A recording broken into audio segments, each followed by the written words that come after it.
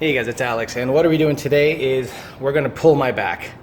That's right, I'm gonna pull my fucking back because I stupidly removed two transmissions by myself and they're not fucking light. So I'm gonna show you the difference today between a T56 Magnum XL versus an MT82 out of a 2015 Mustang.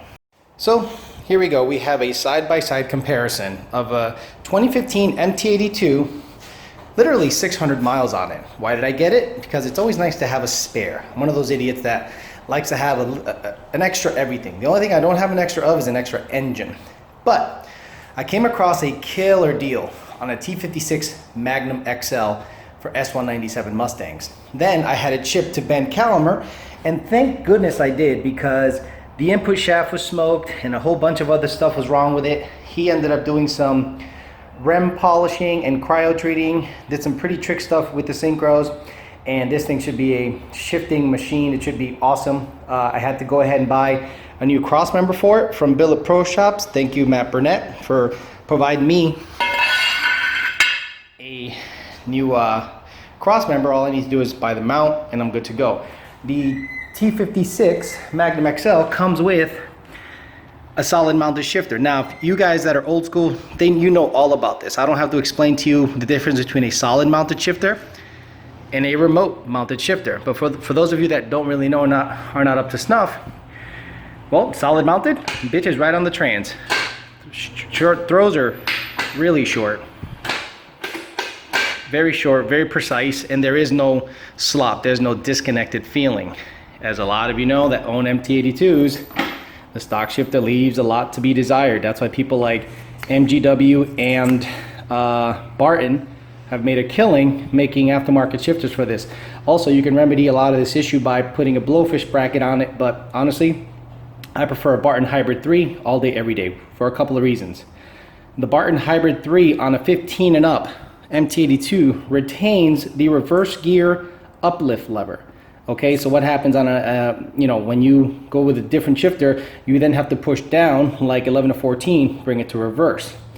On a Barton Hybrid 3, 15 and up version, you still retain the up and then to the reverse motion. So it's pretty straightforward to, assemble and disassemble this, remove and install the shifter. When you get under the car, you have to undo this guy right here. I believe it's 10 millimeter. Everything's 10 millimeters on these fucking cars. And underneath here, try to zoom in as best I can. There, that bolt has to be removed. That basically engages everything in the transmission. This is the guy that does the main work. I believe that is, I don't know, maybe a 13. And when you're under the car, this is insanely hard to get to. So a lot of people do is they undo the mount and they lower everything so then they can cock the shifter in an upward position, and then they can get to that nut real easily. Then when you install a Barton or a MGW, you can either have it mounted to the transmission or the body.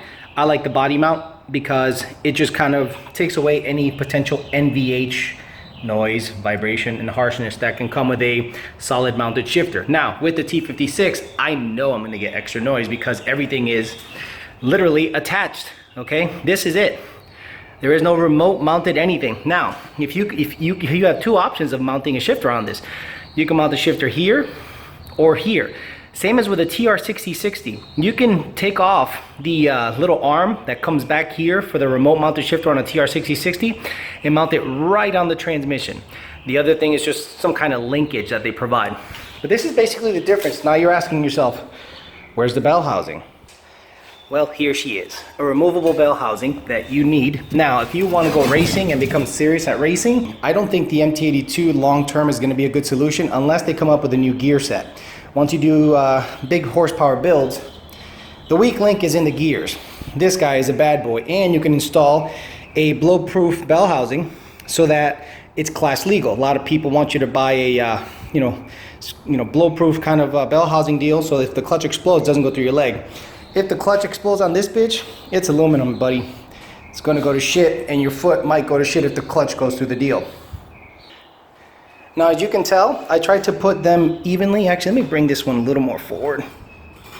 Okay, so when you look at it from top down, in terms of overall length, they're pretty similar.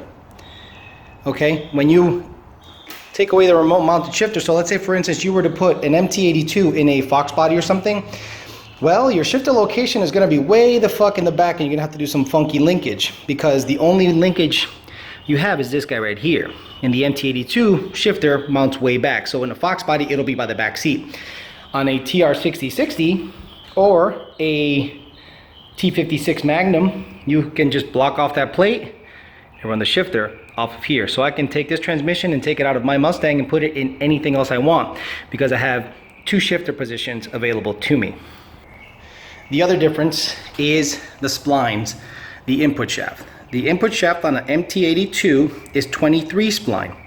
The input shaft on a T56 or TR6060 is 26 spline. So that now that I have a Mantic clutch installed in the car that is 23 spline, what am I going to do? Well, the great thing about the Mantic clutch is that it's rebuildable. And all you have to do is buy the discs and you're ready to party. So this is a 26 spline version of the Mantic clutch disc. So there's 2 of them. Obviously it's a twin disc, but I'm too lazy to take the other one off, but what the hell. Just for filler, and you know, YouTube does pay per minute, so might as well fill the freaking video with senseless content like driving around or you staring at my face driving a car.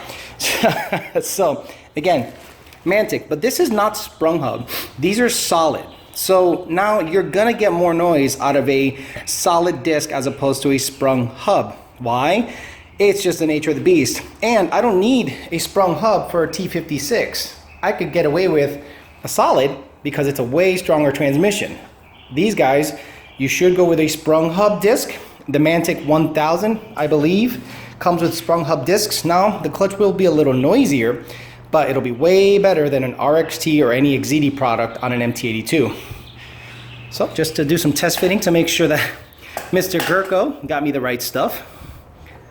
Come on, baby. I'm gonna do this one-handed. Bam. There you go. So 26 spline. Ready to go in the T56 that's gonna go in my Mustang. Why am I gonna put a T56 in the Mustang? It's because I'm looking to make more power, and that is gonna be the weak link. Why do I have an extra MT82? Because you just never know, and if I could sell it, great. Thankfully, Ben Calamer provided me a slave. Okay, this one looks a little used up, but guess what? I got one that has 600 miles right here, and the one that's in the car. I still have, see, the clutch bleed lines are in pretty similar locations on both transmissions. And yeah, can't wait to get it on, do some shifting. I unfortunately have to wait 3 to 4 weeks for DSS to build me a drive shaft, because when you look at the back, it is a slip yoke. Like Tremec 3550s, 3650s, and T5s, it's an old-fashioned slip yoke. Newer Mustangs have a flange. Now, you can tell it's a 2015 flange, manual obviously, because it has 3. It's like a triangular bolt pattern. The older Mustangs have 4. It's a square bolt pattern. So if you wanted to use this on an 11 to 14 Mustang, all you gotta do is pop this bitch off, pop an 11 to 14 one in, ready to party.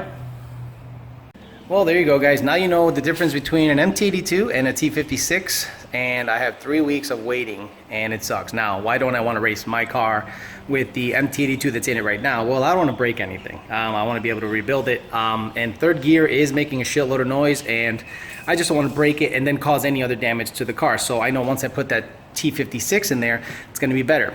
But with a T56 comes a couple of problems. On MT82s, fourth gear is not 1-to-1. Fifth gear is 1-to-1. And how many of you guys with 331s are actually going through the traps in, fourth gear? Most of you. How many of you with 373s have to go into fifth at the end? A lot of you. So now that I'll be in fourth gear, 1-to-1, and it's a 266 first gear, I absolutely have to change the gear ratio in the car. Right now it has a 331 suited for the MT82, but after doing the math with a 28-inch tall slick, I will need, and I can shift at about 7,800 RPM. I will need a 430 rear gear ratio to launch good and go through the traps at about 145, 147 mile an hour. Now, I don't think my car's gonna trap that much unless I pull it way the fuck down, which I'm not willing to do and blow it up. It's still a stock 11 to 12 Mustang engine with 114, 115,000 miles.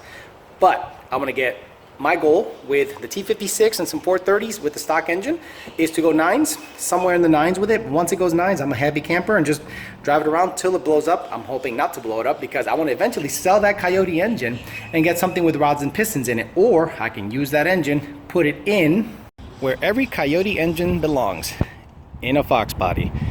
If the engine from this car survives the 9-second attempt I'm going to do, stick it in this guy, do a corporate jet setup, do an NA car, run 10s like everyone says you can't do, and have a bunch of fun with this car. Power by the Hour makes all the parts. I'm sure they're willing to help with labor and all that stuff because they're bros, and that's the plan going forward. In the meantime, if I do want to go racing, I do have a car that I can run maybe a low 13, a high 12 with if I shove a set of slicks or drag radials in it. The Genesis. And yes, the bolt pattern is the same from Mustang to Genesis. So if the slicks fit on that, you damn skippy, I'm going racing in it. Thanks for watching, guys.